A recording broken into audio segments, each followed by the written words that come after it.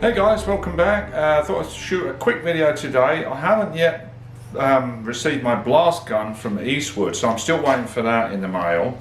I do have my air valves on their way back from down under. They're on their way back and they should probably be here in the next week or so, depending on the mail. But I thought I'm working on my 1968 108, just doing some basic maintenance. It had an alternator go out on me and I took that back and had that rebuilt and had a little issue with it when I put it back on, but it was their fault, it wasn't mine. I thought it was me, but anyway, so that's back on. I did the subframe, lifted the front of the car, did all the subframe lubrication points. We've talked about those before. The top, middle and bottom of the kingpins, both sides, so that's 6, and then the inside of the control arms, there's 2 on the top, 2 on the bottom and on both sides, so that's 8. So make sure you get those. Check the seals around those pins. Here's one I did earlier. No, this is the one from the 6.3. So these are obviously the lower ones. Make sure you check these seals as well, that they're in good shape and not split. My 4.5 actually has a missing seal, so I'm lubricating a lot until I get the time to get in there and possibly have to replace this this pivot pin here, because they get worn out basically. So that is that. So what I wanted to do is show you on the bench again. This is the off of the 6.3 again. So this is the swing part of the axle, and there's some bronze bushings inside here. Whoops. There you go, the bronze bushing that goes inside there, you see. Okay, so if you look carefully, see there's, I don't know whether you can see that. As you can see, inside that bronze there's some channels, okay, that obviously pump the grease around. When you pump grease in here, it goes into this, distributed through. There's a hole in here somewhere. Where is it? There's a hole around here somewhere anyway, and then it gets pumped in to these channels, you see, and lubricating. So it's just the 2 on the rear. That's what we're doing today on the 108, the 68. And just like I say, I thought it's good to have a visualization. And then this is the bushing that goes into there, you see. And then these are surrounded by 2 seals either side. Anyway, very simple, straightforward design, but let's go to the car and I'll show you what I've got going on. So, this is the bushing of that swing axle of the 6.3, right? Let me get your glove off here so I can hold it better.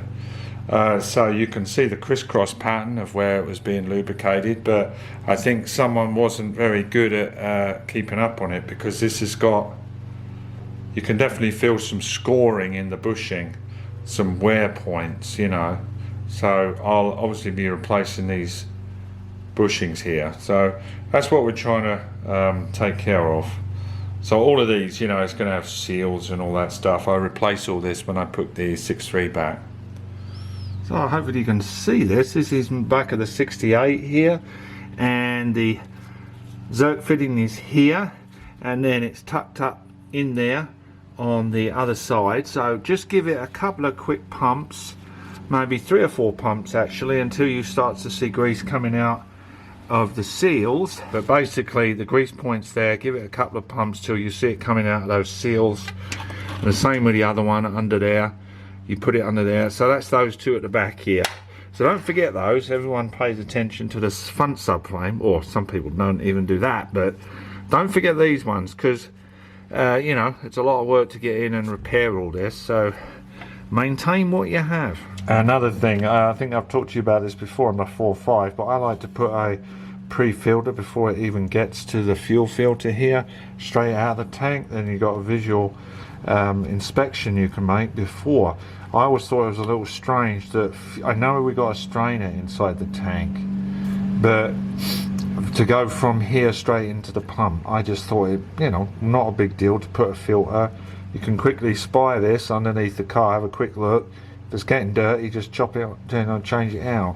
Another thing before I go, if you've got one of these grease guns, right? Now I think I'm getting a little low anyway, but if you've ever had one and they don't pump properly, right? There's probably air inside, so when you replace the cartridge, stick the cartridge in, release this catch, and then undo this a couple of times, right? And then give it a few pumps until you start seeing it coming out, okay, like that. Hold it down and then lock it. They're essentially bleeding the air out of the tank there, and then it'll work fine. Because sometimes these can be a bit of a pain in the butt, and that's normally what it is, I think. So. Also on the 6.3, which is a little different, it has those brake hold down bars that grab hold of the axle. They're not on the 108s or the 109 3.5. I think it's exclusive to the 6.3. I may be wrong on that, but anyway, these plastic cups, they're like clams. I think we've talked about this before. The same principle, you know, they surround the axle and then lubricant gets pumped in by 2 grease points, one on either side. So that's just for the 6.3 though. And then obviously this crisscross pattern to distribute the grease on the shaft.